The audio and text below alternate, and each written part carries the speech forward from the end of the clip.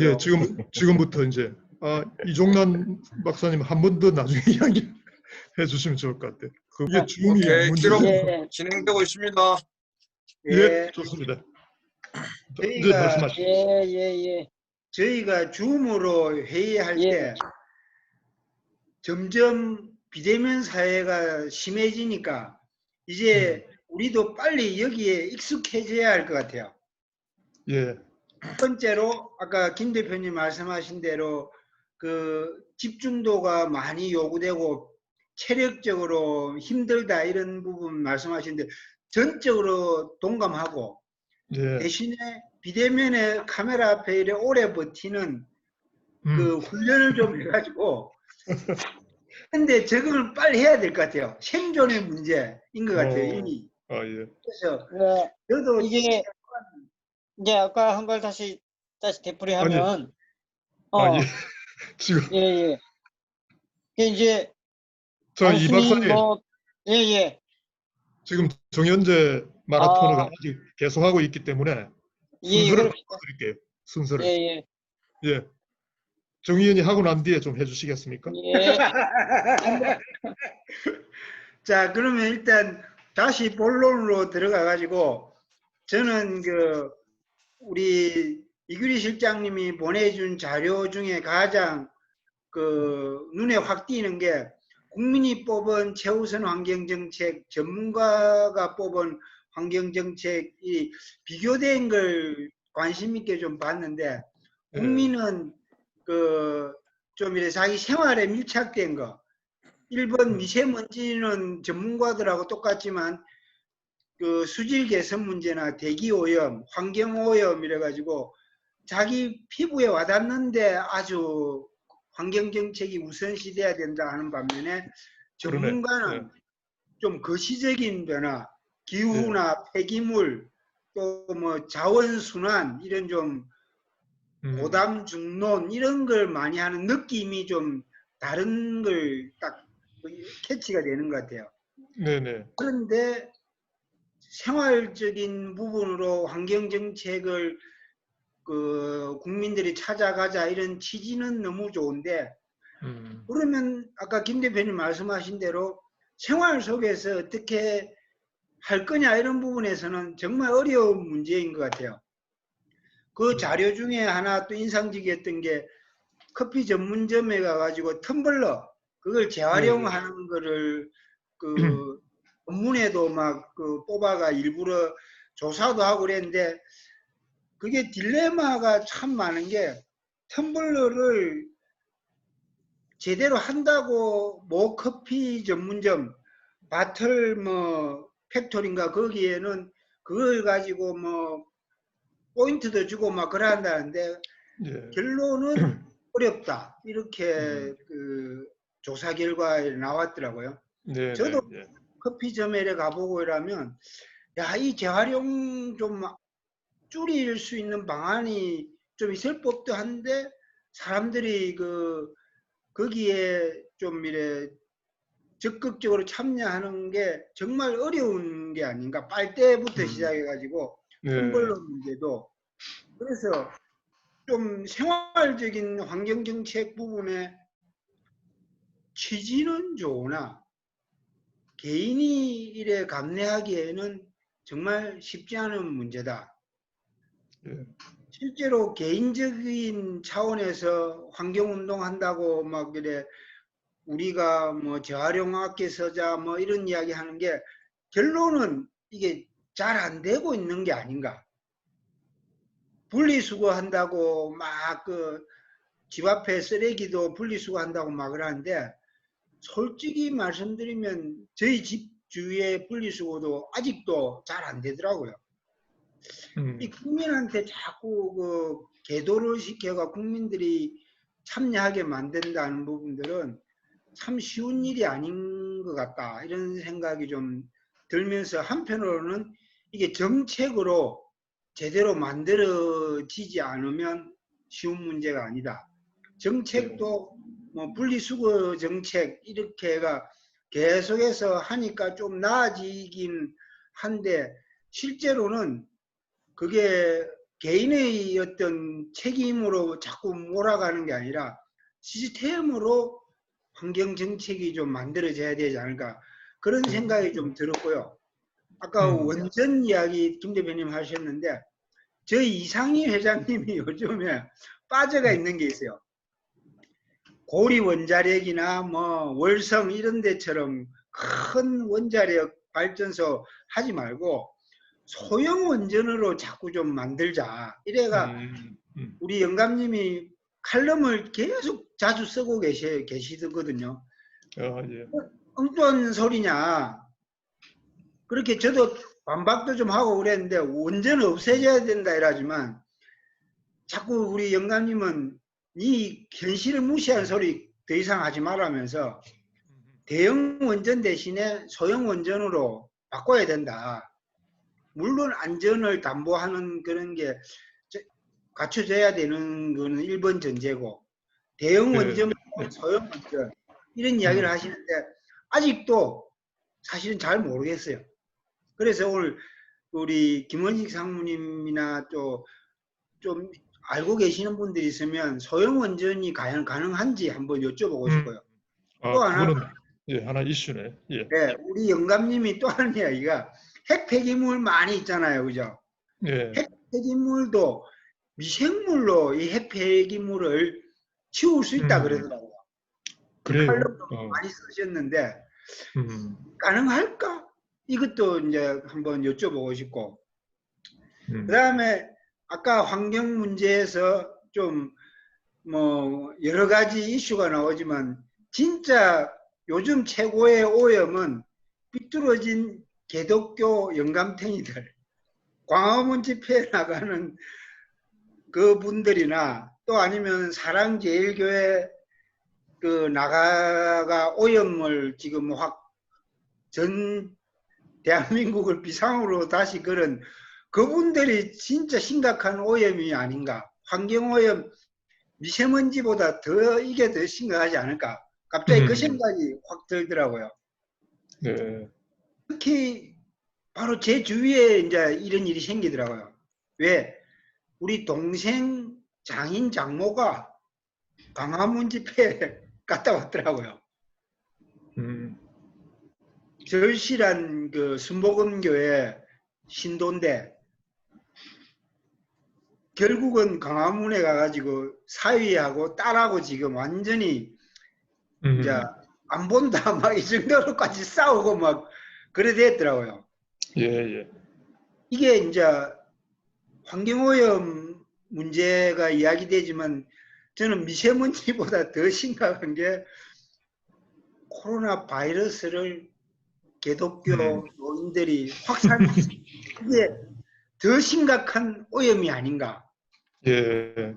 혼자 손녀까지도 지금 불안에 떨게 하고 이 완전히 지금 새로운 단계에 진입한 거 가지고 좀 섬찟하더라고요. 또 하나가 저는 이제 환경 문제에 대해서 아까도 처음에 말씀드린 대로 개인이 과연 얼마만큼 할 수 있을까 이런 의문점은 좀 여전하고요. 가이아 이론이 있더라고요, 보면.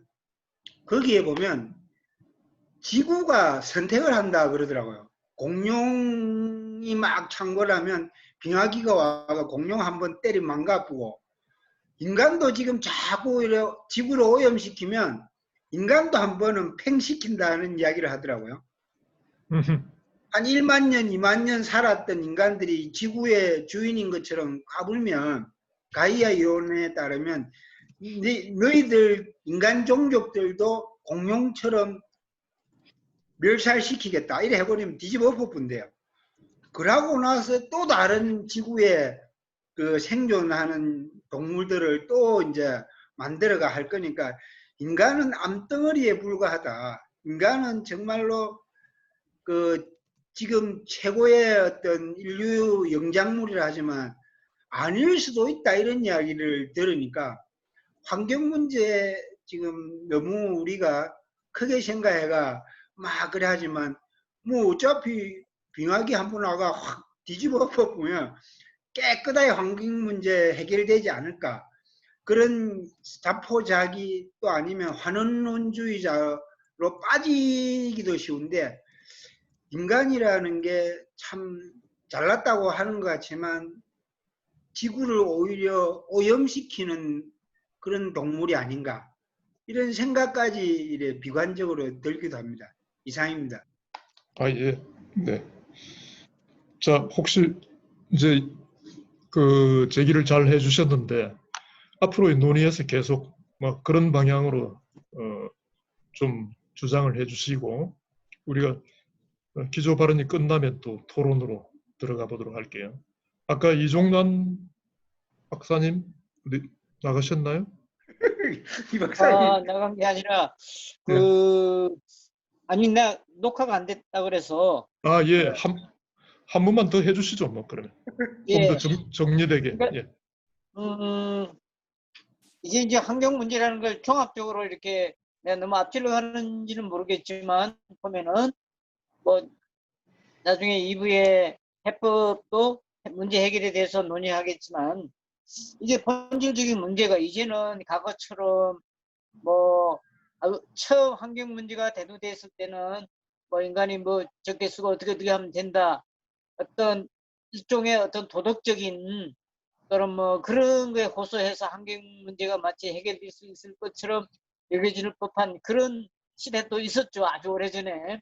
네, 근데 네. 이제 와서 보니까 이 문제가 단순히 그런 어떤 도덕적 차원을 넘어서서 어떤 생존 환경 문제로 인해서 어떻게 정책이 어떻게 되느냐에 따라서 생존에 이득되는 그런 집단이나 사람들이 있고 또 생존에 타격을 받는 또 그런 사람들도 있고 그렇기 때문에 이 문제가 단순히 어떤 당위성에 가지고 호소해야 될 문제만은 아니더라는 거죠. 그런 문제가 걸려있기 때문에. 그래서 이게 그만큼 달리 말하면 어려운 거고 어떤 생명적인 갈등을 갖고 있는 문제다. 일단은 이런 점을 한번 제가 규정을 한번 해봤습니다. 이게 처음 얘기했던 예. 얘기입니다. 네네. 예. 자, 이어서 그러면 안동윤 박사님 한 말씀 하시죠. 네. 저는 이번 주에 어디선가 아까 인간이 가이아 이론 얘기하면서 네. 정현기 위원님이 가이아 이론 얘기하면서 인간이 지구를 망치는 얘기 비슷한 걸 들은 게 있는데 EBS에서 제럴드 다이아몬드라는 분 되게 석학이거든요. 그래요. 네. 그런 거 한 거가 있는데 거기 보니까 재밌는 얘기가 재밌다라는 재밌기보다는 좀 공감 가는 얘기가 생각이 나서 보신 분들 있겠지만 왜 우리가 외계인을 만나지 못할까 그거에 대한 얘기인데 외계인이 존재한다면 지구를 찾아왔어야 되고 우리를 만났어야 되는데 그런 증거가 사실 없잖아요. 뭐 UFO 얘기가 있긴 있지만 공식적인 것들은 실제 없잖아요. 근데 그럴 만한 이유가 뭐냐면은 어떤 과학 문명이 다른 행성에까지 그렇게 방문하고 그러려면은 굉장히 발달을 해야 되는데 보통 그렇게 되기 전에 망한다 이거죠. 자기네 자원을 갉아먹어가지고. 그래서 우리도 어쩌면 뭐 그렇게 화성을 개척한다, 뭐 한다, 막 이러고 있지만 실제로는 그렇게 되기 전에 먼저 다 고갈되는 게 아닌가 그런 생각을 했습니다. 네, 아까 이종란 박사님이 이게 진짜 환경 문제 어려운 문제다 이렇게 얘기를 하시는데 저도 정말 공감하는 게 이게 처음에는 그냥 대부분의 얘기는 경제적인 문제로 좀 접근을 할 것 같아요. 처음에는. 그래서 장기적으로 봐서는 이게 우리 아껴 쓰고 자원을 아껴 쓴다는 게 필요하다 해가지고 이제 환경 문제가 단순하게 이제 그런 데서 공감을 얻을 수 있는 건데 단기적으로는 이게 경제적으로 타격을 받는 사람들이 존재하니까 이게 불편하고 이제 부담해야 되고 이런 문제가 생기니까 반대하는 사람이 등장하는 거죠. 구체적인 세부 안에 들어가면은 반대 입장이 나오고 누가 양보할 거냐 이런 데서 서로 갈등이 생기는 것 같아요. 근데 전체적으로 전개되는 양상을 보면은 이게 이제 정치화되는 거죠. 그래서 이제 대부분 환경 문제에 대해서 이슈를 제기하는 거는 이제 진보 쪽에 있는 사람들이 이 이슈를 제기를 하고 좀 보수적인 분들이 이 문제에 대해서 너무 이상주의다, 뭐 현실을 모르는 거다, 그리고 뭐 정치적 음모가 있는 거다 해가지고 대체로 이제 보수 쪽에서는 아무래도 기득권을 갖고 있는 쪽에서 환경 문제에 대해서 굉장히 좀 이슈에 대해서 별로 제기하는 걸 탐탁지 않게 생각하고, 그러다 보니까 대부분의 전선에서 그냥 이거는 정치화돼 가지고 진보와 보수의 그냥 이야기가 딱 그냥 편가름이 돼버리는 걸로, 그래서 계속 정치화되는 것 같아요. 그러다 보니까 이게 뭐 옳고 그름의 문제 이런 게 아니라 뭐 그냥 편의 문제, 자기 진영의 문제가 돼버리는 그런 상황이 되는 거고, 이게 국제적으로 봐서도 그냥 봐서는 EU 같은 데는 서로 이제 그런 문제에 대해서 뭐 자기네들이 뭐 단결을 해가지고 하나의 목소리를 내고 뭐 규제도 만들고 하지만, 또 미국 얘기 다르고 또 뭐 중국 얘기 다르고 뭐 이제 성장 국가에 있는 개발도상국에 있는 얘기도 다루고 하면서 서로 이제 대립하는 양상인 것 같아요. 근데 국내적으로 봐서도 할 게 많지만 이게 뭐 얘기만 꺼내면은 이제 그냥 알가알가 하는 시끄러운 정치 문제가 되는 게 지금 작금의 현실이 아닌가 이런 생각이 들어서 네. 이거에 대해서 어떻게 정치화하지 않고 우리가 이걸 해결해 나갈 수 있을까, 이게 제일 고민이 어려운 문제가 아닐까 생각을 해봤습니다. 예. 굉장히 금방 와닿는 지적 한 가지를 해주셨는데, 우리나라 뭐 녹색당 이런 진보당 같은 경우는 바로 이 환경 이슈잖아요. 이제 그런 것과 맞물려 있고, 사실 이번에 이 자료에는 포함이 되어 있지는 않지만은 현재 정부에서 추진하고 있는 그린 뉴딜 이 정책은 어떻게 보면 이런 환경 인식의 전환에서 어떤 파생된 상품이 아닐까, 뭐 그런 생각도 들거든요. 그렇다면 앞으로 향후에 미래의 어떤 기술 혁신, 진보 이런 영역에 있어서 분명히 이제 뭐 녹색, 그린 이런 이슈가 굉장히 주도적인 이슈가 될 수 있고, 또 그게 이제 환경 문제도 해결하면서 새로운 어떤 먹거리 창출, 새로운 에너지 창출 이런 것과 같이 가지 않을까.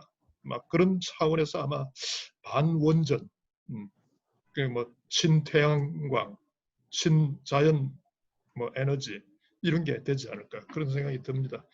그런데 예, 그 좋은 제기를 해주셨고, 자 우리가 또 기조 반응을 좀 마저 듣고 이야기를 하도록 하죠. 자 이번에는 우리에게 가장 멀리 계신 울산 지부장께서 지부장이 맞나요? 그쪽에 그 설득 포럼 잘 되십니까? 아, 네.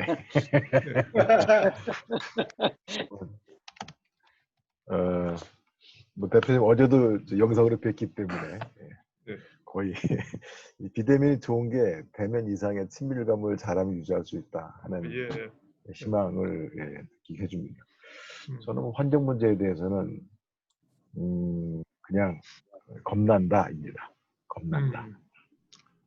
그리고 오늘 만약에 이제 이전에 논의되지 않았던 새로운 어떤 부분이 만들어질 수 있다면 그거는 어떤 환경 커뮤니케이션이 필요하지 않을까 하는 생각입니다.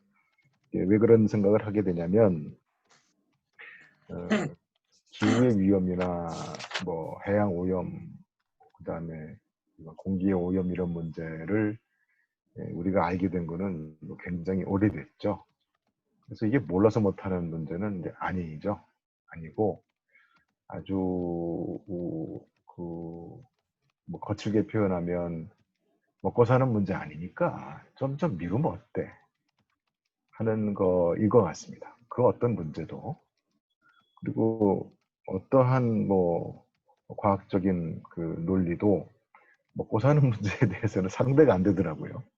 일단 먹고 살아야 돼서 사람은 발전시켜야 되고, 일단 먹고 살아야 되기 때문에 자원은 소비해야 되고, 에너지는 필요 이상으로 써야 되고, 그러면 오염도, 공기도 오염되고, 해양도 오염되고, 그다음에 뭐 지구의 온난화도 시작되고. 근데 어쨌든 먹고 살아야 되니까. 그래서 만약에 아까 이제 그 대표님께서 김구 선생님의 명언, 당신의 몸은 보복한다. 이렇게 적어도 한 20, 30년 내에 돌아오는 걸, 그런 걸 느낀다면야. 또 어떤 거는 또 하루만 뭐 밥을 굶어도 내일 배고프니까 바로 느끼겠죠. 바로바로 피드백되지 않는 위험에 대한 그런 어떤 이제 인간이 좀 철부지다라는 생각을 하게 되는 거고요. 근데 아무리 먹고 사는 논리를 내세워도 결국은 피하지 못한다는 거. 그리고 자기의 인생에 국한하지 않고 조금 더 시간을 확대해서 후손까지 보면 그렇게 편한 그 결정은 못할 텐데 하는 생각을 하게 됩니다. 그래서 제가 요즘 자꾸 이따가 이제 본격적인 논의를 할 때 마침 이제 그 강의 준비를 좀 하는 부분에서 어떤 슬라이드를 만들면서 저도 지금 기후 쪽을 지금 좀 이렇게 건드리고 있었습니다. 그래서 이따가 그 슬라이드 몇 장을 보여드리면서 제가 좀 구체적으로 겁을 먹고 있는데 이게 겁을 먹을 만한 건지도 같이 한번 봐주시고요. 겁을 먹는 게 맞다면 아마도 오늘 뭐 대안 쪽의 얘기가 마지막에 나오겠습니다만 그냥 지금 해야 되더라고요. 지금 해야 되는데 문제는 먹고 사는 문제하고 부닥치죠. 결국은 그래서 이제 사회의 어떤 체계라든가 정치 어떤 그 이념 같은 것들도 바로 잡아야 되는데 이게 이제 현실적 문제가 될 것 같습니다. 그래서 좀 기승전 위기가 느껴지고 겁이 난다. 그리고 현실적으로 그것을 옳게 또 의미 있게 우리 모두가 공감하기 위해서는 오염이나 기후의 문제를 정확히 전달할 수 있는 커뮤니케이션 방법이 필요하다. 이게 환경 커뮤니케이션이라고 불러도 되지 않겠냐 생각이 들고요. 그리고 아까 대표님께서 또 힌트를 하나 주셨다면 요즘 저도 뭐 뉴딜, 그린 뉴딜 이런 거 많이 듣는데 그렇죠. 이번 이렇게 어려울 때 돈 써서 뭔가 치료사 없다고 돈도 사회에 돌리는데 이럴 때 환경 커뮤니케이션의 콘텐츠를 잘 만들어서 그거를 사회에 홍보의 수단으로 잘 쓰면은 좋지 않겠는가 하는 구체적인 생각까지 하게 됐습니다. 이상입니다. 예. 자, 충분히 또 그 앞으로 전개해야 될 논의의 핵심 이슈들이 굉장히 많네요. 예, 그 문제, 그 고민한 자료들 나중에 같이 한번 잠깐 보시도록 하고, 자 이제 마지막으로 2019년도에 우리 설득 포럼의 베스트 차석 토론자입니다. 네, 이상기 박사님을 모시도록 할게요. 그 환경이라는 단어를 사실은 우리가 한지는 그렇게 오래되지는 않았어요. 좀 옛날 이야기지만 대한민국에서 환경공학과가 제일 먼저 생긴 학교가 제가 졸업한 모교입니다. 수산대학에서 환경학과가 생겼는데 그 이름이 해양환경학과였어요. 그러다가 이제 나중에 환경공학과로 이름이 바뀌었는데 그 전에 이제 그 학과가 원종헌 교수님인가 하는 분인데 그분이 이제 식품공학과 출신 교수인데 그분이 만든 것 같은데 그 전에 그 배경을 보면은 아마 교수와 모래무지라는 그런 그 소설이 있어요. 그 소설이 이 원종헌 교수라는 그분을 모델에서 쓴 건데 중화학공업을 한참 발전시킬 때 바다에서 기형아가 나타나서 그걸 신문에 발표했더니 교수가 중앙정보부 가서 박살나게 깨지고 오는 그런 이야기를 담았던 거로 저는 기억을 합니다. 이제 글을 쭉 보고 있는데 그래서 이제 환경이라는 거는 이제 제가 그래서 1학년 때 1학년 때인가 2학년 때인가 환경공학과 가서 한 과목을 들었어요. 개론을. 그래서 다 잊어버렸는데 딱 기억나는 게 하나가 있거든요. 그게 뭐냐면은 오염은 수질 오염, 공해죠. 그 다음에 대기 오염, 그 다음에 소음. 이 세 가지가 이제 가장 줄기다. 가장 중요한 것은 수질과 대기와 소음. 근데 우리 지금 소음에 대해서는 그렇게 많이 이야기를 하지 않고 있는 상황이고 오늘 이야기하는 것도 대부분 보면은 대기에 대한 이야기 이런 쪽으로 이제 이야기가 나온 것 같은데 저는 네. 오늘 주제를 가지고 쭉 자료를 보고 하면서 느꼈던 것 중에 평소에 느낀 이야기도 있지만 이 환경이라는 문제가 1대1로 대응이 안 돼요. 그 문제는 내가 지금 안 한다 해서 내한테 당장 뭐 걔가 딱 안 한 만큼 오는 게 아니고 나는 열심히 하더라도 또 다른 놈이 안 하고 또 그 기회가 나한테 오니까 이게 과연 이 뭐 먹고 사는 문제보다도 그쪽에도 비 옵니까? 지금 번개치고 저 천둥 번개 예, 치는데 예. 어떤 천둥이 있네. 예. 네. 이게 많이 옵니다. 예. 아, 그래서 한 이게 박사님 저 목동 보니까 어때요? 비 여기 옵니까? 지금 굉장히 큰 천둥이 치고요. 비가 오고 천둥 칩니다. 예. 저도 창문 좀 닫고 울산은 괜찮아요? 네, 뭐 좀 흐린데 괜찮습니다. 어, 이 환경 문제가 국가 간에도 마찬가지지만 개인으로 가도 지역도 마찬가지고 개인도 마찬가지인데 자기 지역에서 나온 환경 문제가 바로 자기 지역에 영향을 주고 환경에 대해서 굉장히 보호를 많이 힘드는 전혀 다른 데로부터 영향을 안 받으면 참 좋을 텐데 그게 안 되니까 이 환경 문제를 해결하는 데는 나는 더더욱 근본적인 문제가 있지 않느냐 하는 생각을 하고 있고 그 다음에 그 앞에서 우리 김은식 의원이 설명했던 것 중에 환경 커뮤니케이션에 대한 이야기를 하는데 저는 굉장히 공감을 하고 있거든요. 그 공감을 하는데 사실은 환경 커뮤니케이션이라는 데서 하나 더 좀 발전해서 이런 이슈들은 그 전문가들이라든지 이 어떤 관료들이라든지 정치를 하시는 분들이 훨씬 설득력이 좀 있어줘야 됩니다. 그런 것들이 지금 없기 때문에 오히려 오는 논리적이거나 감정적이거나 이런 데 설득이 안 되기 때문에 더 잘 해결을 못하는 문제 이런 것들이 많지 않은가 하는 생각이 들어요. 이해관계가 이게 불투명하기 때문에 너무나 이게 계산적으로도 다르기가 힘든 문제 같습니다. 그래서 뭐 오늘 문제는 미세 문제하고 원전 문제, 뭐 그다음에 재활용 문제 조금씩 나오는데 하여튼 그 부분에서라도 우리 의견들 조금 한번 모아봤으면 좋겠습니다. 이상입니다. 예. 저 이 이야기를 들어보니까 여러분들이 속으로 좀 준비를 많이 하신 것 같은 느낌이 드네요. 예. 이 이슈가 결코 가벼운 이슈도 아니고, 또 이제 당장 그 이 박사께 제기한 대로 1대1로 대응할 수 있는 이슈도 아니거든요. 그러니까 내 이슈도 아니고, 또 그렇다고 해서 전체 이슈도 아닌, 무슨 도대체 이게 뭔지 모르겠는데, 어쨌든 그러나 인류의 이슈죠.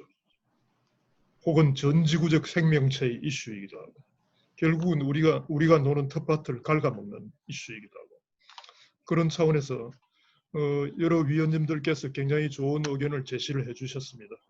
특히 이제 우리 이종남 박사님은 인간이 불가피하게 생긴 어떤 생존적 갈등의 문제라고 철학적인 해석을 곁들여 주셨고, 정현재 위원은 그 슬라이드를 잘 정리를 했는데 정말 우리가 전문가 일반인의 인식 차이 같은 걸 볼 수가 있었네요. 그리고 이제 안 박사께서 그 제레드 다이아몬드를 언급하시면서 참 재미난 이슈를 공유를 해줬습니다. 그래서 저도 이제 깨달았습니다. 왜 여태 UFO와 외계인을 만나지 못했을까? 이 환경 문제였네요. 결국 우리도 환경 때문에 나중에 이제 화성 개발도 하고 달도 뭐 가고 하는데 그런 위험이 따르지 않을까 그런 생각이 들기도 하고. 그 저는 안 박사님 그 코멘트 하나 붙이자면은 예. 외계인들이 지구가 너무 더러워서 안 오는 거 아니에요? 그런 이야기도 들어본 적이 있는 것 같아요. 왜냐하면 그 우주전쟁이라는 그 탐 크루즈 나오는 영화 있잖아요. 거기서 결국은 그 외계인들이 막 지구를 깨부수다가 어느 날 멸망해버리거든. 왜냐하면 코로나 바이러스 같은 것 같아요. 인간에게는 이미 면역이 돼 있는데 걔들에게 면역이 안 되다 보니까 그냥 다 일거에 물러나 버리는, 죽어버리는 뭐 그런 이슈 같은데 그 영화에서 어쨌든 그 문제를 다뤘죠. 자, 그리고 이제 우리 김원식 위원은 환경 커뮤니케이션, 참 좋은 말도 잘 지어냈습니다. 예.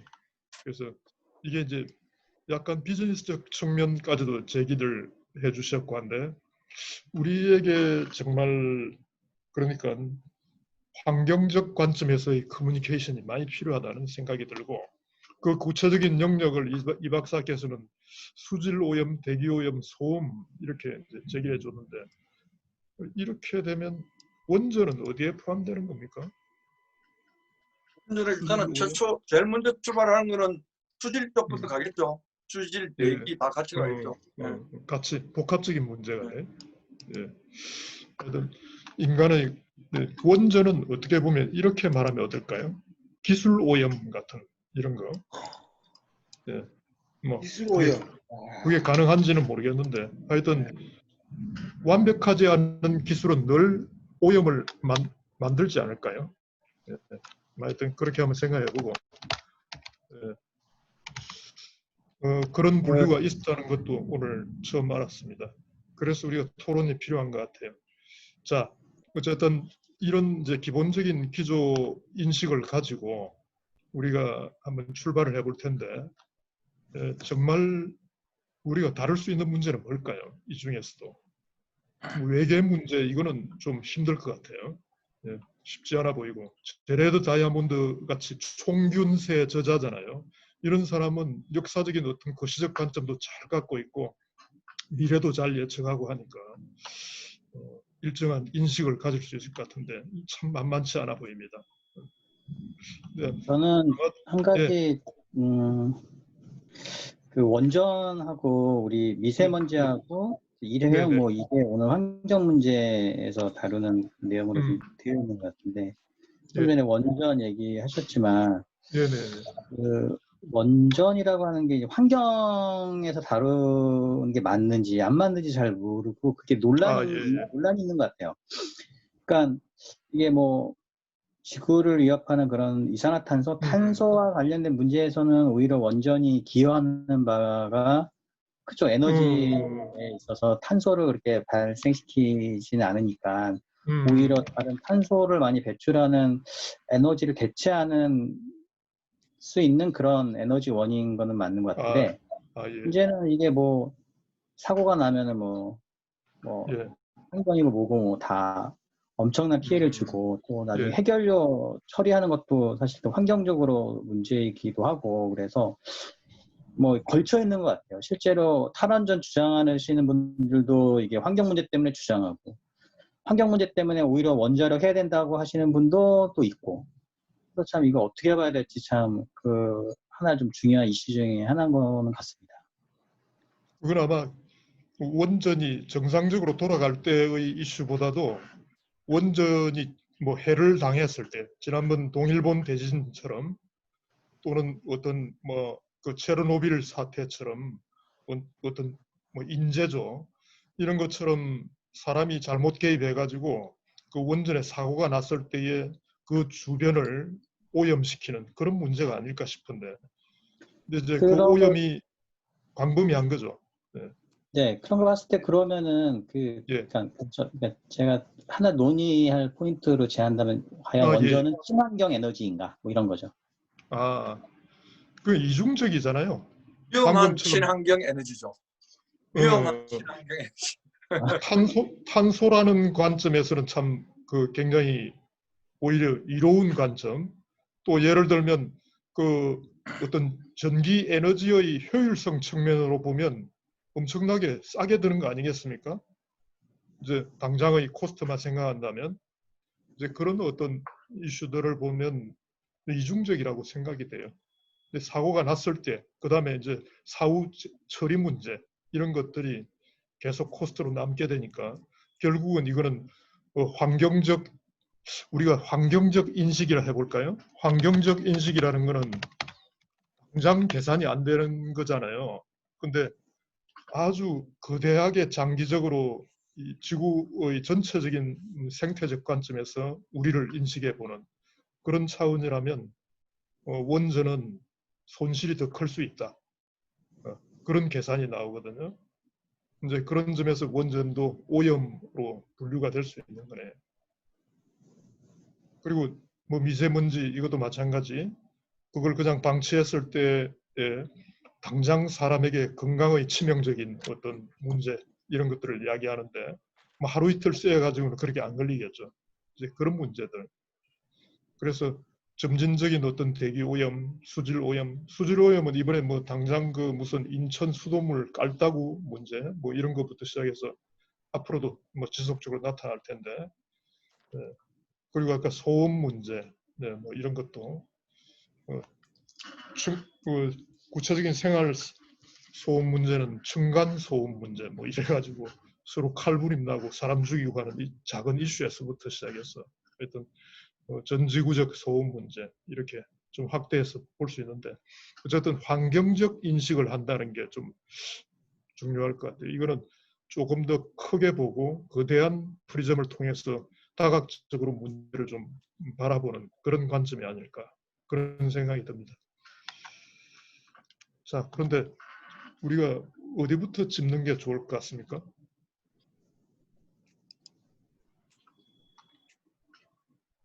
뭐 하나씩 짚어보죠만 간단하게. 예. 말하고 싶으신 분이 먼저 한번 짚어보시죠, 그러면.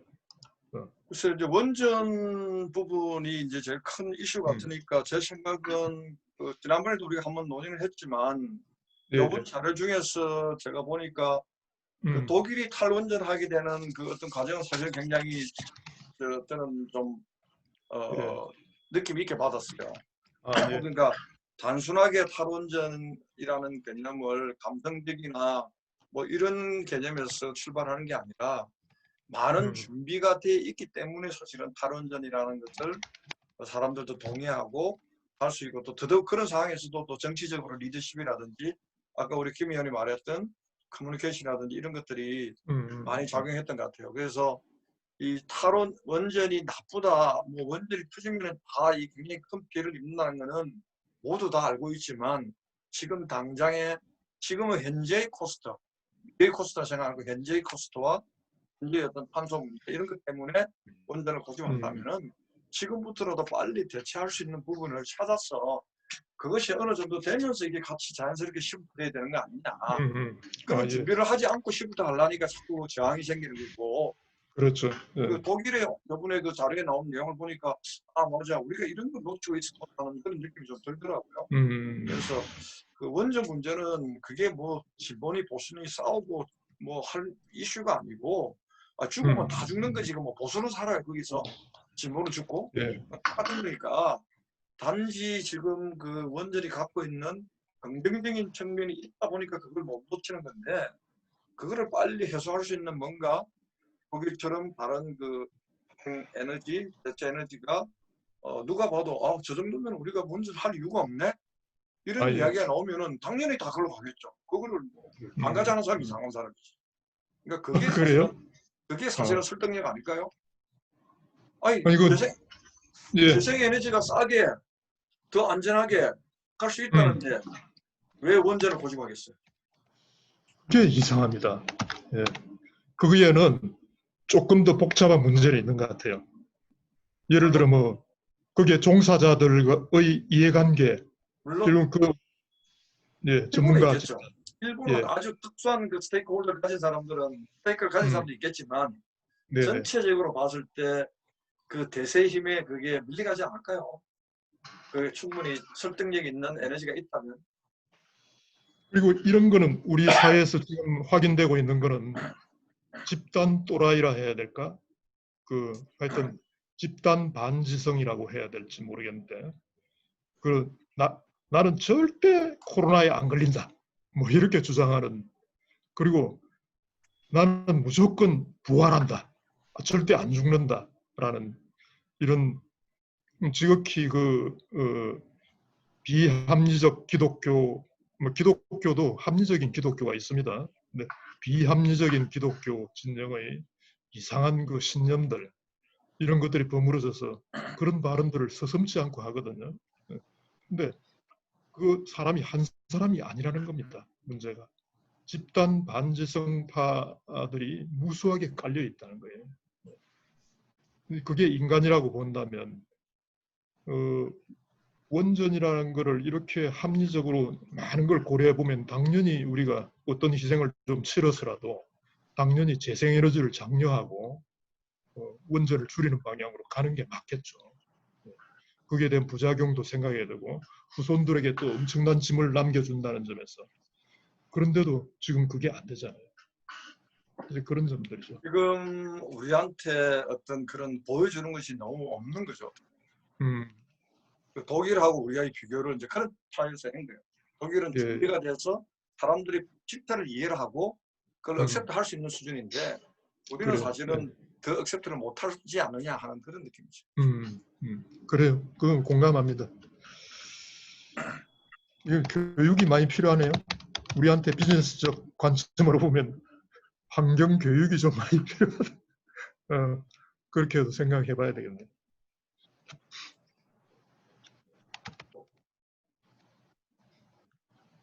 네. 원전은 뭐 그 정도로 우리가 끝냅니까? 김문희 장모님 혹시나 그 아까 제가 여쭤봤던 거 소형 원자로 문제는 혹시 가능한가요? 제가 뭐 원자력 전문가가 아니기 때문에 더 위험한 거 아니에요? 나는 솔직하게 아, 관리가 울산은 기본적으로 이제 원전에서 30km 내에 있기 때문에 만일 무슨 문제가 벌어지면 여기 포기하겠죠. 이제 영화에서 많이 보셨잖아요. 통제를 하겠죠, 그죠? 그것은 뭐 사실 위험이 내재화되어 있는데 아직 우리나라 역사상 한 번도 이 문제는 벌어지지 않아서 또는 알려지지 않아서 잘 모르고 또 그 방사능에 노출된다 하더라도 굉장히 많은 양의 방사선에 노출되지 않으면 바로 죽지 않거든요, 사람이. 그래서 이제 아마 잘 이 위험은 드러나지 않겠지만 제가 아는 원전은 한 두 가지 점에서 시사점이 있는 것 같아요. 하나는 뭐 환경 친화적이다, 그다음에 전기 값을 내리기 위해서는 할 수 없이 이거 해야 되지 않느냐. 우리가 석유가 안 나는데 석유 안 들어오면 어떡할 거냐. 원자력이 답이다. 이 수출 효과까지 있는데 왜 안 하려고 그러냐. 이런 얘기가 다 있습니다. 근데 저는 요즘 이제 원자력 건설 쪽에 관여하고 있지는 않지만 앞으로 올해부터 4년 동안 저희 회사가 원전 해체 훈련 시스템의 일부를 만들어요. 물론 R&D라서 납품이 아니라 이제 연구입니다만, 그래서 조금씩 원전에 대해서 알게 되죠. 그 원전의 전기 쪽이라기보다는 이제 그것을 거기서 이제 여러 가지 폐기물이 나오는 제일 위험한 폐기물은 사용 후 핵 연료봉 같은 겁니다. 예. 그리고 이것은 엄청나게 꼭꼭 이렇게 잘 싸서 콘크리트 저 지하 깊숙한 수백 미터 밑은 곳에 밑에 콘크리트에 꼭 담아서 두죠. 그리고 이게 자연적으로 분해되는 그 기간을 수만 년 이렇게 보지 않습니까? 제가 봤을 때는 내가 죽을 때까지는 이거면 문제 되겠어? 이런 거 같아요. 그래서 원전은 두 번째 이슈가 있는 거죠. 그 원전의 혜택은 내가 보는데 그 결과는 막연히 밀어버리는 거예요. 그래서 이성적으로 보면 아주 좀 뭐라고 그래야 되나요? 그 후손들한테 무책임한 선조를 뭐라고 부르는지 모르겠으나 그리고 그 명확한 답도 없어요. 솔직히 말하면요. 근데 아까 정 의원님 말씀하셨지만 생물계에서 그런 걸 이제 분해하는 그 애들이 있더라. 이게 아직 제가 알기로는 지금 경제성을 얻어서 당장 산업화 할 수 있는 것도 아닌 것 같아요. 그리고 전 세계적으로는 원전의 건설은 증가 추세는 아니죠. 정점에서 이제 꺾어진 상태로 보입니다. 그래서 원전을 볼 때에는 제가 요즘 가지고 있는 생각은 원전은 건설할 만한 이유가 있는가를 그 사회에서 찾아야 될 것 같아요. 환경 문제라기보다는 그 이전에요. 원전에서 만들어지는 전기량이 100이라면 100이 지금 필요한가? 우리한테? 그리고 혹시나 그거는 좀 너무 많이 지금 우리가 전기를 낭비하기 때문에 생기는 그런 수요 아닌가? 우리가 지금 우리 사회가 갖는 적정 전기량 같은 건 계산해 본 적이 있는가? 이런 게 아닌 것 같아요. 그러니까 저는 뭐 다 아시겠지만 뭐 자유주의, 뭐 자본주의 문제는 배 터지게 먹고 싶은 거죠. 이성적으로는 배 터지면 어떡해 라고 생각하지만 우리는 뭐 우리는 배가 터지게 먹고 있는 거죠. 그래서 이 문제는 제가 이제 환경 커뮤니케이션의 그런 문제를 생각한 것은 굉장히 그 커뮤니케이션은 정량적이라는 한 키와 또 하나는 굉장히 충격적인 비주얼 뭐 이런 게 결부돼야 되는 게 아닌가. 근데 이것이 뭐 결코 정치 쪽에는 도움이 안 되겠죠. 또 겁을 주는 게 누가 좋아하겠습니까? 표 떨어지는 일인데. 그래서 좀 많은 연구가 필요하지 않겠는가. 분명한 존재하는 위험을 공포보다는 이성적으로 우리가 조율할 수 있고 컨트롤할 수 있다 하는 그런 자신감으로 연결하는 그런 커뮤니케이션이 쉽지는 않겠지만 논의돼야 되겠다 하고 그렇게 생각이 되고요. 소형 원자로는 일단 개수가 느는 거에 대해서는 해처리에 대한 그 방법이 별로 없는데 개수 늘려서 좋은 것은 없다 이렇게 생각이 듭니다. 우리 이상희 회장님 이야기는 그냥 원전이 아니라 핵융합 소형 원자로를 이야기하더라고요. 그러니까 지금은 그 기존의 월성고리 뭐 이런 데는 그 핵융합 발전이 아닌데 소형 원자로는 핵융합으로 가면 비용은 많이 드는데 훨씬 에너지 효율은 높고 또 안전하다 이런 이야기를 하시는데 거기에 대해서 사실은 뭐 말씀하신 대로 검증된 건 없으니까 조금 이제 아니 핵융합에 의해서 만약에 그게 운영되는 원자로라면 예, 폐기물이 안 나오는 겁니까? 폐기물이 적다 그러더라고요. 우리 영감님 적어요. 말씀으로. 예. 어. 지금 그 핵 분해로 하는 그 원전보다는 핵융합 에너지로 가면 예. 수소 그것처럼 훨씬 더 오염이나 이런 게 덜하다 그러네요. 그래. 자세히는 모르겠어가지고. 그 올해 나온 책 중에 제레미 리프킨이 예. 이 환경 문제를 한번 다뤘어요. 예. 그래가지고 그 원전이나 뭐 이런 것들은 이제 완전히 사라질 이런 이슈로 다루고 있고 왜 그러냐면 태양광, 풍력, 뭐 무슨 조력 이런 것들이 생각보다는 2025년쯤 가면 완전한 대세에 들어간답니다. 네. 그리고 이제 전기차 분야만 하더라도 리튬 같은 걸 가지고 그죠? 전기를 재생산해내잖아요. 그런 배터리 문제 그렇죠. 이런 것들이 지금 상당히 과학적인 기술 혁신이 일어나가지고 원자력은 만약 그게 위험을 안으면서도 불가피하게 쓸 수밖에 없는 거라면 모를까. 그 대안이 분명히 존재하기 때문에. 맞아요. 이제 그런 면에서는 그 무슨 작은 거든 큰 거든 약간 뭐 폐기물이 적게 나오든 많이 나오든 어쨌든 원자력이잖아요. 그렇다면 이 사회적인 합의에 따라서 필요 없는 거로 가는 게 맞지 않을까. 막 그렇게 생각이 되고. 들어갑니다. 그 책은 한번 참조해 보세요. 그 정의원이 제레미 리프킨은 좋아하잖아요. 그죠? 그 사람의 뭐 공감이라든지 그 종말론을 많이 쓰신 분이에요. 그래서 그 참조가 될 것 같고. 저 비대면 회의가 하나 좋은 점이 이제 검색을 할 수 있어서요. 이렇게 검색을 해봤습니다. 정의님 덕분에 짧게 이렇게 읽었던 신문 기사가 좀 머릿속에서 이어지는데요. 국내에서 이제 핵융합 쪽에 대해서는 굉장히 성과를 요즘 보고 있다고 해요.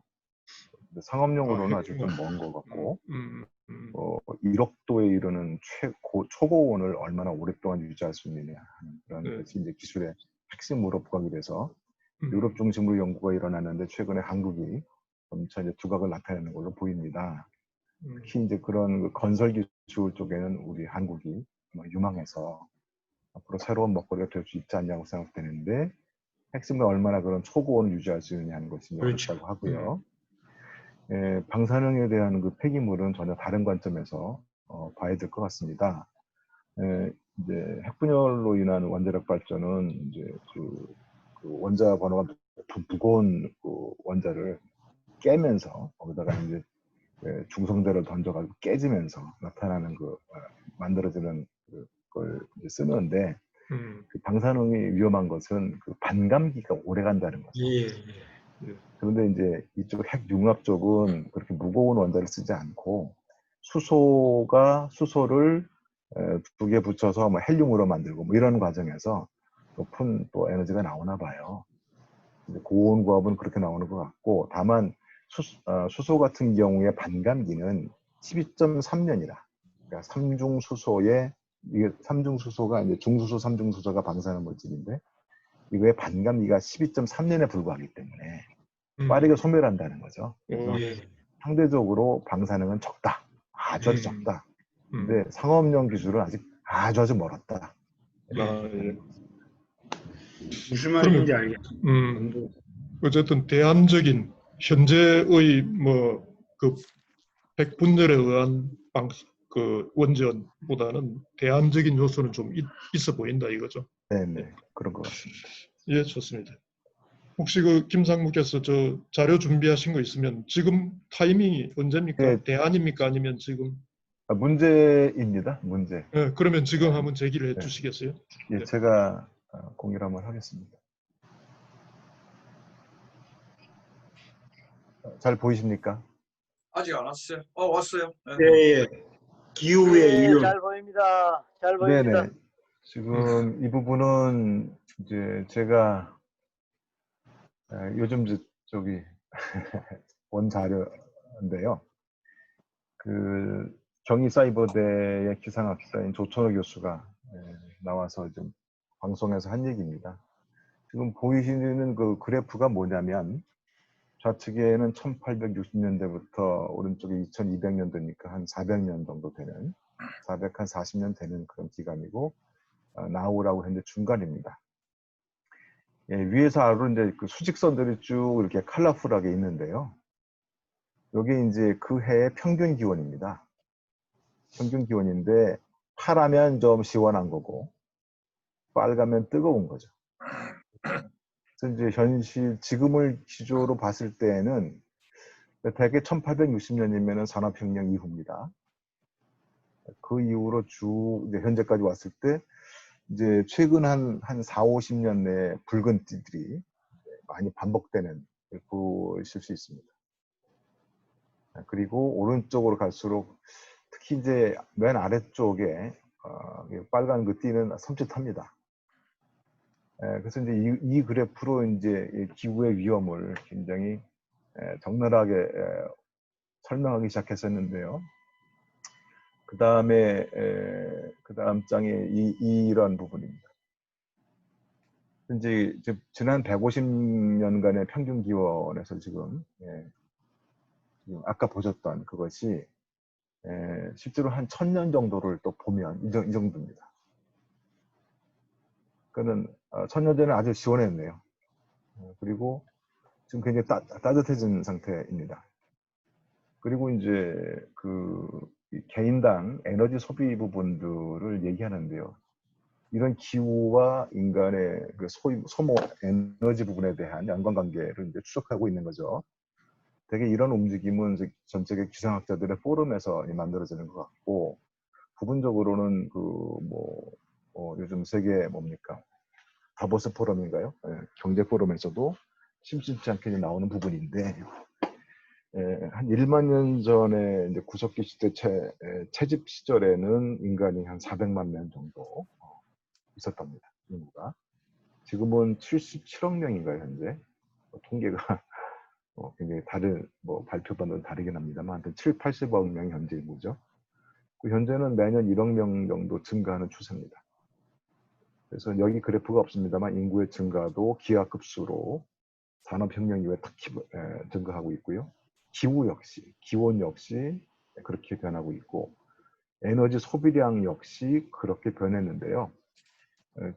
그 1만 년 전에 인류가 필요했던 것은 1인당 하루에 한 300와트 정도였답니다. 그러면 60와트짜리 전구 5개 정도 쓰는 양이죠.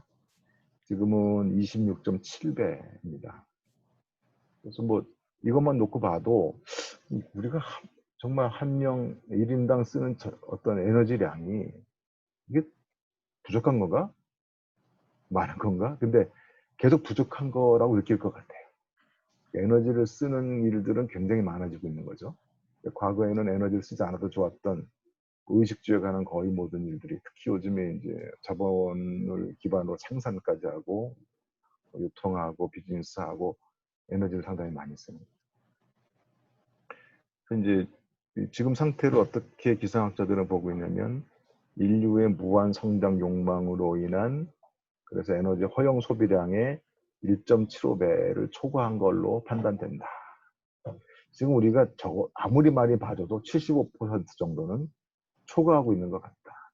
이건 지구가 견디는 허용 한도의 75%를 초과하고 있는 것 같다로 얘기를 하더라고요.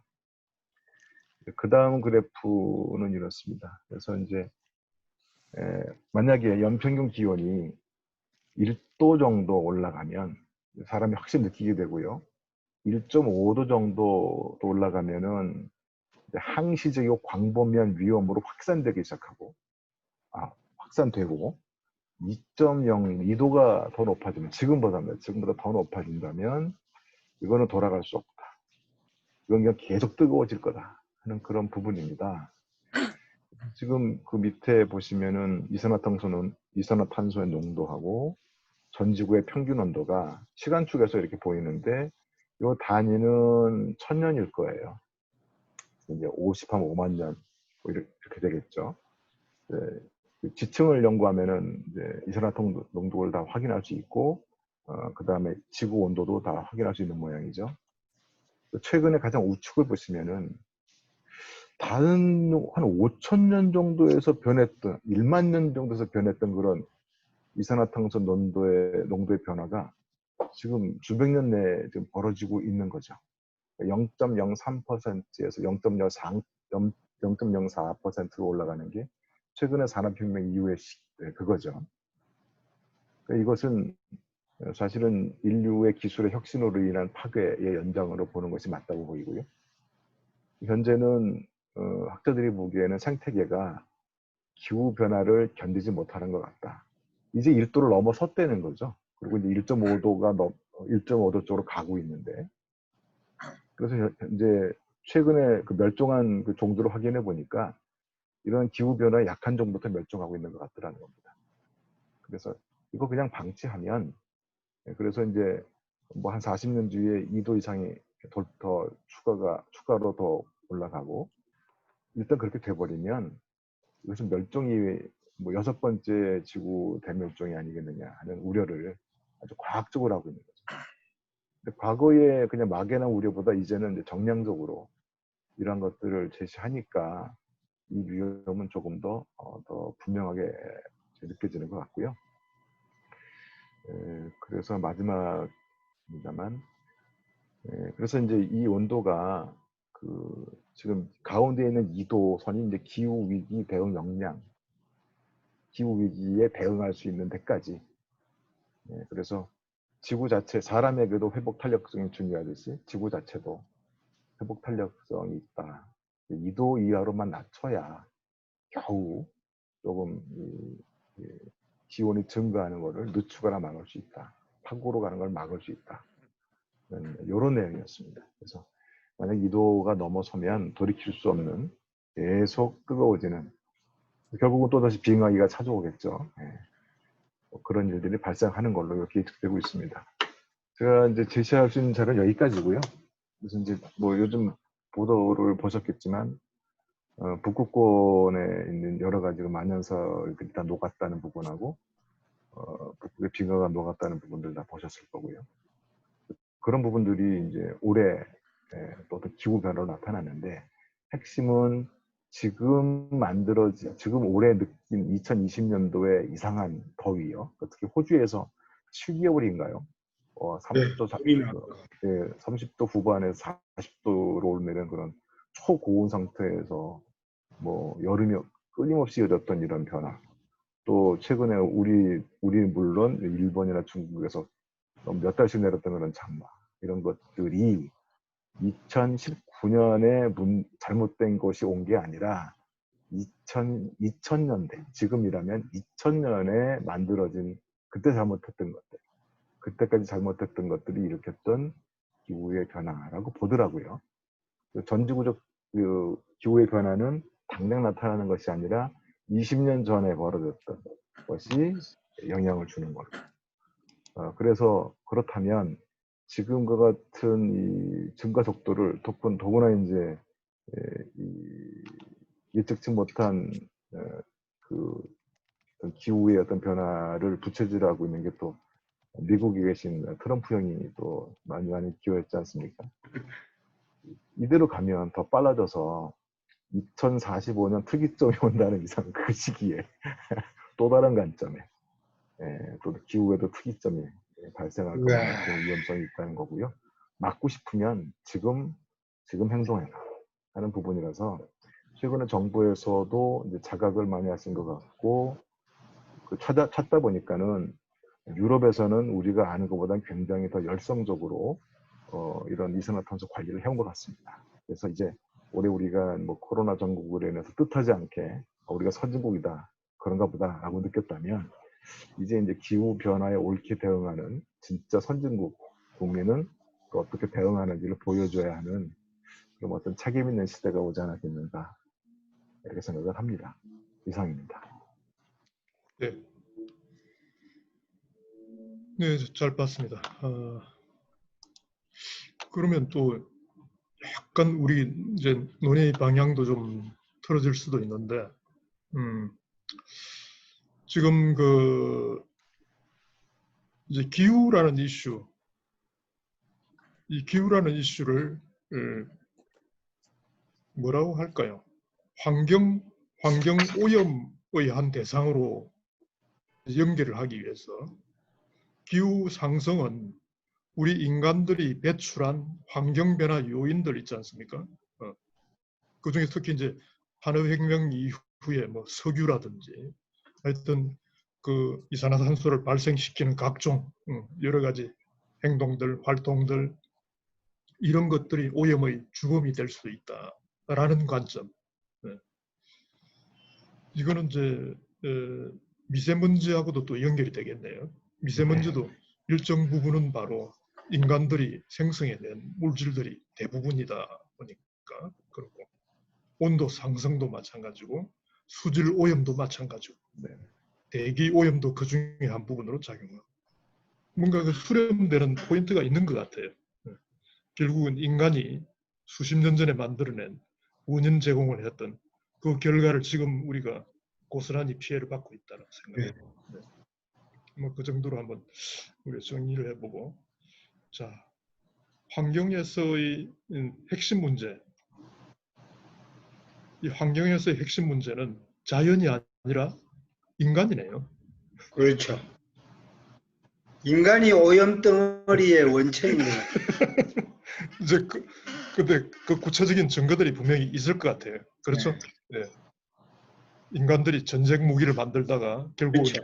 원자 폭탄까지 그리고 원전으로 이어지고 그리고 이제 여러 가지 뭐 공장을 가동하고 이제 탈 것 우리 운송수단이라는 게 가장 또 큰 죽음이 아니겠습니까? 근데 산업이 돌아가게끔 만들기는 하는데 거기서 나오는 배출 물질들 그런 것들이 여러 가지 오염 물질을 만들고 있다라는 것과 그 다음에 또 인간의 먹거리도 있어요. 제레미 리프킨이 특히 육식의 종말이라는 책을 쓰기도 했어요. 근데 왜 그러냐면 그 사람이 뭐 고기를 싫어하고 미워하고 이런 게 아니라 인간들이 결국은 탄소 문제죠. 이 전 지구를 오염하고 있는 그 메탄 가스라는 게 대부분 소에서 나오고 있대요. 그 소가 지구의 인구보다도 훨씬 숫자가 많습니다. 2배 이상 되는 걸로 알고 있는데 그렇게 사육되고 있고 미국 같은 나라에서는 순간순간 하루에 수천 대의 트럭이 이 소를 잡아가지고 수송해주는 그런 일들을 벌이고 있는데 그거를 이제 불가피하게 먹고 사는 이제 쇠고기를 안 먹어도 사실은 살 수는 있는데 예, 그래서 불가피하게 먹고 사는 그런 어떤 문제의 주범이 인간이다 보니까 인간의 식거리죠.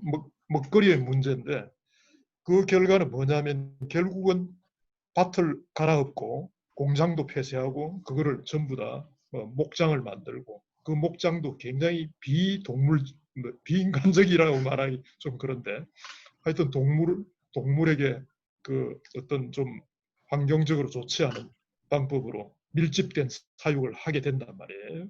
그렇게 하고는 거기서 파생되는 여러 가지 오염 물질이 나오는데 그중에 대표적인 게 메탄 가스다 보니까 그런 것들이 지구의 환경에 치명적으로 연결이 되고 있다. 그 점은 이제 제레미 리프킨이 고발하고 있는 거예요. 적어도 육식을 종말시켜야 된다. 미국에 지금 최근에 뜨고 있는 기업 중에 하나가 비욘드 미트인가 있어요. 비욘드 미트인가. 그게 소위 인공 고기를 만드는 거예요. 고기를 배양시켜서 만들기도 하고 그러니까 그런 사육을 하지 않고 아주 뭐 세포를 배양한다든지 맞아요. 현실적이네요. 네네 그렇게 가고 있는데 그 기업이 지금 엄청나게 각광을 받고 있대요. 네. 북한에 가면 많잖아. 북한에. 북한에? 북한에 가면 인도 못 인도. 예, 아무튼 그 지금 논의가 그렇게 가는 게 맞는 건지는 모르겠는데 결국은 주범은 인간이다. 예. 저는 그 부분에 상당히 동의를 많이 하고 저는 오늘 또 새로운 근거를 찾았네요. 소가 그 메탄가스의 주범이라고 그러니까 예. 결국 인간이 소를 양육해가 오염을 시키고 잡아먹고 하다니까 더 나빠지는 거는 게 주범은 맞는. 그러니까 그러니까 최근에 예. 내가 자세히 보지를 못했는데 그런 걸 어떻게 본 것 같아요.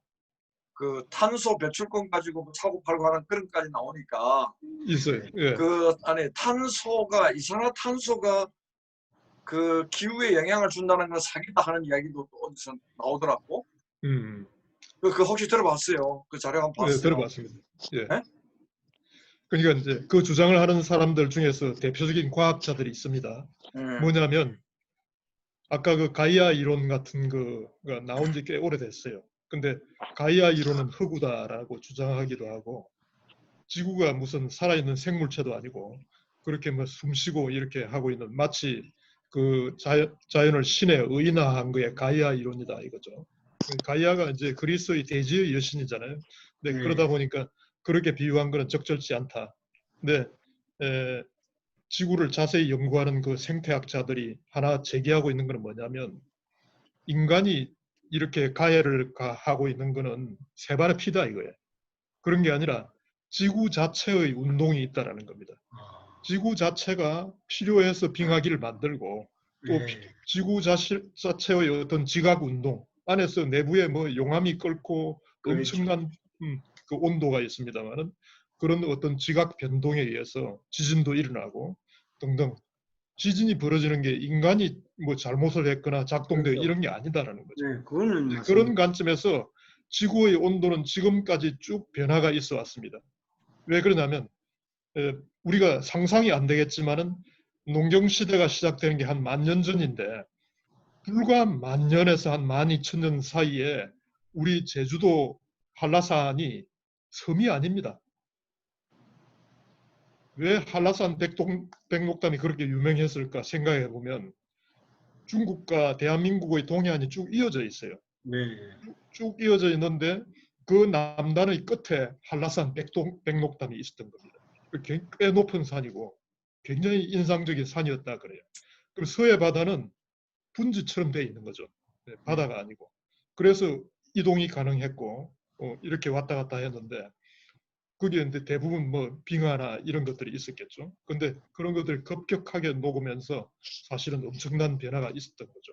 이제 일부의 생태적인 과학자들은 인간과는 무관하게 전지구적인 활동이 벌어지고 있고 그럴 수 지구의 땅도 있겠네요. 항상 고정되어 있지 않다라는 겁니다. 예, 예. 그래서 이제 대륙도 이동도 하고 바뀌기도 네. 하고 그 속에서 온도도 상승했다가 내려갔다가 하는데 네. 지금은 굉장히 급격하게 상승하고 있잖아요. 이게 이제 우리의 착시일 수도 있다라고 주장하는 겁니다. 근데 그거는 참 이 과학적으로 찬반 양론이 굉장히 팽팽한 것 같아요. 네. 그래서 우리 일반인으로서는 진짜 뭐가 진실인지 그 정도로 느끼면 인간이 이게 가해를 한 것 같기도 하고 그렇지 않습니까? 그리고 제가 한번 추천했던 팩트풀리스라는 책 있잖아요. 그게 보면 지구의 오존이 어떻게 되느냐, 오존 구멍이 줄어들었을까, 넓어졌을까 이겁니다. 지금 이전보다도 3분의 1로 줄어들었대요. 네. 인간이 그간에 노력한 결과. 그래서 이제 오존층도 많이 줄어들고 또 그런 것처럼 그럼 과연 과학자들은 그렇게 제기할 겁니다. 그게 인간이 노력을 해가지고 줄어들었을까? 아닐 수 있다라는 거죠. 이제 그런 관점에서 이 논란은 꽤 많은 것 같아요.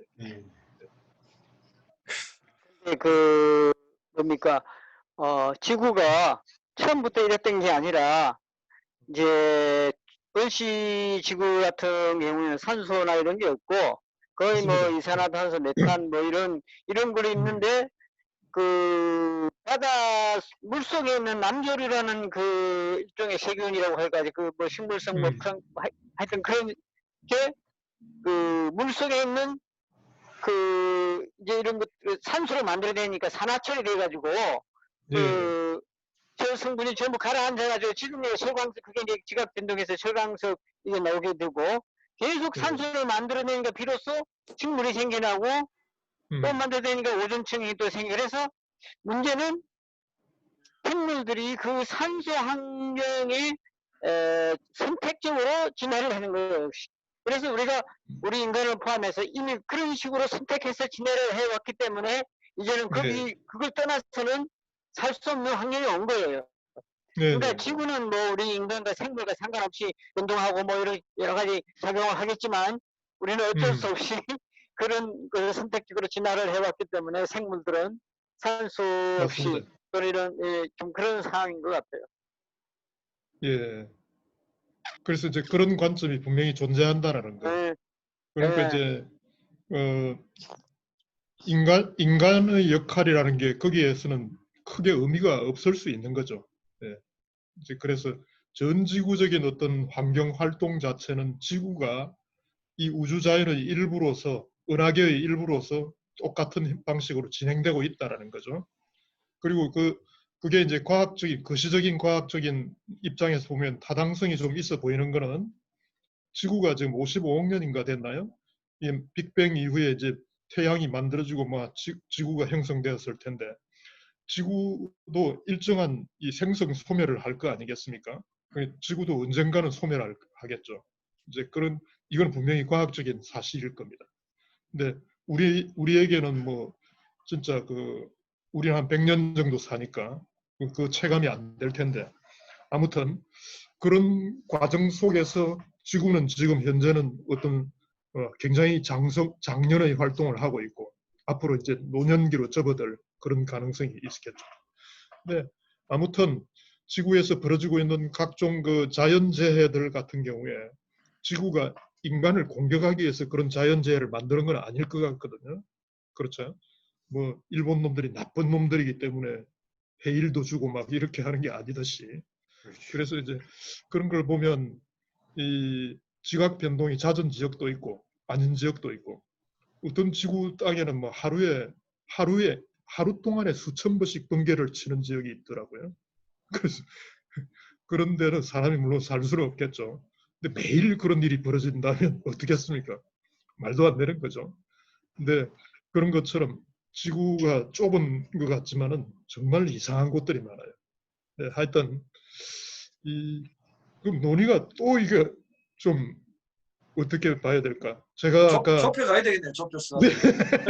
네, 저는 괜찮은데요.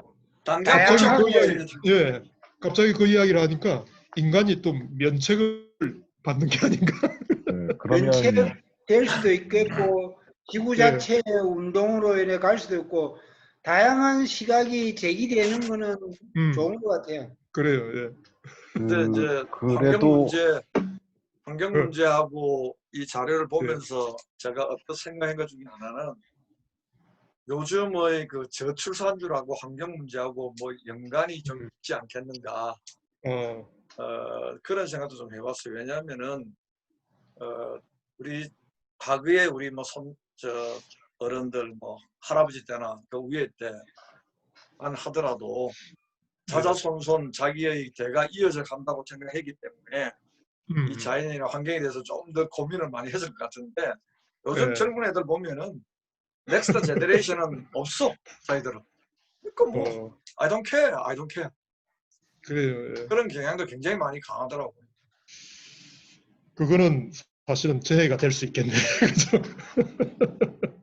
아니 그런 근데 태도. 이것 때문에 환경 문제가 더 나빠지는 건지 관심을 안 가지니까 아니면 환경 문제 때문에 그런 거를 그런 다음 건지 시대를 안 만들라 그러는 거 지금 뭐가 앞인지 진지는 모르겠어요. 원인과 결과가 막 뒤바뀔 수도 있겠네. 그죠?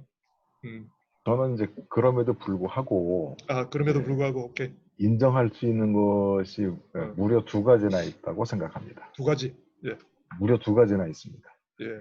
이게 불가지하다고 생각하고 이럴 수도 있고 저럴 수도 있다고 생각하기에는 우리가 용의자인 것을 벗기 힘든 두 가지 문제가 있다고 생각합니다. 예. 예. 첫째는 우리가 절대 강제하거든요. 제가 뭐요? 아무리 어렸을 때 생각해봐도 제가 포식의 위험을 걱정한 적이 없습니다. 그래요. 예. 네, 어디 숲속을 걸어가면서도 야 혹시 호랑이가 나올까 걱정해 본 적이 없습니다. 맞아요. 그다음에 예. 지금도 거의 마찬가지고요. 그다음에 우리가 너무 힘이 강해져서 적어도 핵으로 세상을 몇 번씩 멸망시킬 만한 핵탄두를 가지고 있다는 건 다 아시잖아요. 그래. 예. 그래서 이미 전지구적 문제 생각할 때 전지구에 위협을 줄 수 있는 우리 거의 존재가 우리가 연구한 우리밖에 없기 때문에 이거는 면책될 수 없다 기본적으로 생각이 되고요. 예. 두 번째 팩트는 아까 1인당 그 에너지 소비량이 27배 정도 늘었다고 했지만 중요한 것은 400만 명이 80억을 보고 있다. 곱하기 80억이 되는 거죠. 옛날에는 아까 얘기했습니다만 300와트 곱하기 400만 명. 이게 전 지구에서 인류가 사용했던 에너지라면 지금은 8,000 곱하기 80억입니다. 그 숫자로도 무시할 수 없는 강한 파워를 가지고 있고 하나하나가 포식의 위험을 당하지 않는 그 누구도 인간한테 대적을 할 수 없는 그 상태이기 때문에 이 지구상에서 환경 문제에 책임을 져야 될 생물이 있다면 인간밖에 없는 거고요. 그래서 이 파괴력은 충분히 걱정할 만하다. 예. 전적으로 공감합니다. 자, 제가 하나 동의하는 거는 우리가 지금 오늘 다루고자 했던 이슈 중에 원자력 그리고 이제 미세먼지 일반 생활 시민들이 가장 두려워하는 게 미세먼지잖아요. 수질 오염. 기후 변화는 좀 접어둡시다. 기후 변화는 참 아리까리하네.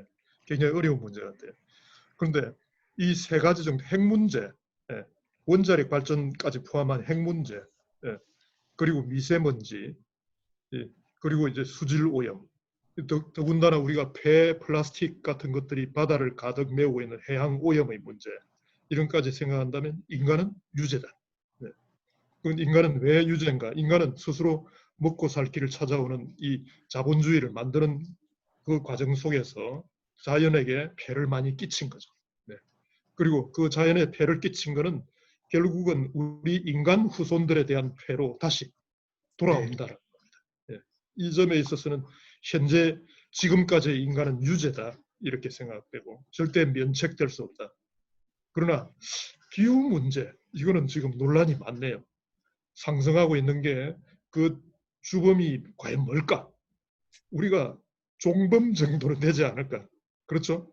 예. 공동 종범, 공동 뭐라 그러나 공동 범죄. 어쨌든 예. 이 자연 자체의 어떤 활동도 있고 자연 자체의 주기적인 활동이 있겠죠. 자연이 필요해서 벌이는 활동이 있고 우리도 기후 변화에 뭔가 가담을 했다면 분명히 그런 것들이 있을 것 같아요. 근데 인간이 그렇게 좀 잘못을 했기로서니 기온이 1도, 2도 이렇게 급격하게 변하는 거는 이거는 굉장히 무서운 일 같아요. 자, 김원식. 방법은 그 과학자들이 연구를 해서 네. 뜨거워지는 지구의 에너지를 다시 음. 대체 에너지로 해서 우리가 사용할 수 있도록 순환시킬 수밖에 없네. 그러면은 되네. 그래요. 뜨거워진 에너지를 뭐 멀리 가서 찾을 필요 없이 우리 에너지로 다시 바꾸면 되지. 뭔가. 그렇게 해서 돈을 벌 수 있는 방법은 찾아내면 태양 에너지를 가져와서 우리가 전기를 만들잖아요. 그럼 뭐 기후에 있는 이 뜨거워진 이 온도를 가지고 뭔가 만들 수 있겠죠. 그래요. 뭐. 네. 그쪽으로 가면 좋겠습니다. 그러면 우리가 좀 쉬었다가 대안 토론을 한번 해볼까요? 네. 자, 한 5분간만 휴식을 하겠습니다. 화장실 갔다 다녀오세요. 예. 이상기 그러면은 다시 박사님이 기록하라고 이야기해 주세요. 까먹으니까.